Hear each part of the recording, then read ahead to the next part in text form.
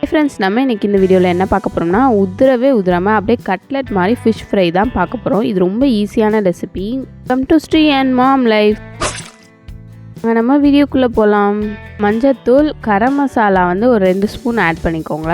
சீரகத்தூள் ஆட் பண்ணிக்கோங்க. சீரகத்தூள் ஒரு 3 ஸ்பூன் கிட்ட ஆட் பண்ணிக்கோங்க. சாம்பார் பவுடர் 2 டீஸ்பூன் ஆட் பண்ணிக்கோங்க. காஷ்மீர் ரெட் சில்லி பவுடர்னா 3 ஸ்பூன் கிட்ட ஆட் பண்ணிக்கோங்க.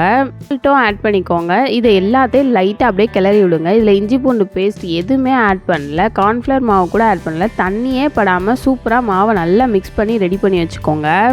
க்ளீன் பண்ணி வச்சுருக்க ஃபிஷ்ஷில் நல்லா தண்ணி எல்லாம் வடிச்சிட்டு அந்த ஃபிஷ்ஷை மட்டும் அதே மாதிரி டபுள் சைடாக ஒரு கட்லெட் பரட்டுற மாதிரி நம்ம நல்லா ஒரு டிப் பண்ணி டபுள் சைட் டிப் பண்ணி நல்லா மசால் வந்து கோட் ஆகிற மாதிரி பார்த்துக்கோங்க. நம்ம வேறு எதுவுமே செய்ய தேவையில்ல, ஜஸ்ட் இதில் வந்து நல்லா எல்லா இடத்துலையும் கோட் ஆகிற மாதிரியே பார்த்துக்கோங்க. மீனில் இருக்க ஈரப்பதத்திலே நம்மளுக்கு எல்லாமே சூப்பராக நல்லா ஒட்டிடும். நம்ம மீனில் மசால் ஃபுல்லாக சூப்பராக செட் ஆகிடுச்சு. எல்லா ஃபிஷ்ஷுக்கும் மசால் ரெடி பண்ணி வச்சுட்டேன். இப்போது இது ஒரு 3 ஹார்ஸ் கிட்ட நான் ஃப்ரிட்ஜுக்குள்ளே நார்மலாக வச்சுருக்கேன். அப்போ தான் இந்த மாதிரி ரெடி ஆகும் நம்மளுக்கு. இந்த மாதிரி மசாலில் பரட்டி ரெடி பண்ணோடனே கண்டிப்பாக ஃப்ரிட்ஜ்லேயே வச்சு ரெடி பண்ணுங்கள். ஷாலோ ஃப்ரையாக தவா ஃப்ரைலே போட்டு லைட்டாக சிம்லே வச்சு இது பண்ணுங்கள். இதே மாதிரி தலை பீஸ் கூட நம்ம வந்து இந்த மாதிரி ரெடி பண்ணோம்னா தலை பீஸ்க்கு உள்ள வரை நல்லா மசாலாலாம் நல்லா பிடிச்சிருக்கும்.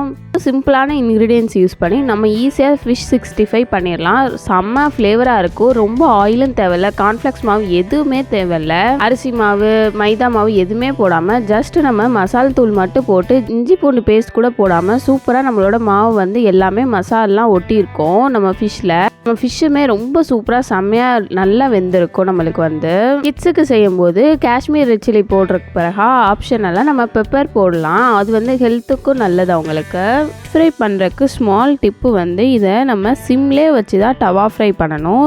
ஹை ஸ்பீடில் வச்சோம்னா மசாலாம் கருக்கிடும். நீங்களும் இந்த ரெசிபியை உங்கள் வீட்டில் கண்டிப்பாக ட்ரை பண்ணி பாருங்கள். ரொம்ப கம்மியான ஆயில் தான், கிறிஸ்பியாக ஃபிஷ் ஃப்ரை செஞ்சு நீங்களும் சாப்பிட்லாம். தேங்க்ஸ் ஃபார் வாட்சிங் த வீடியோ.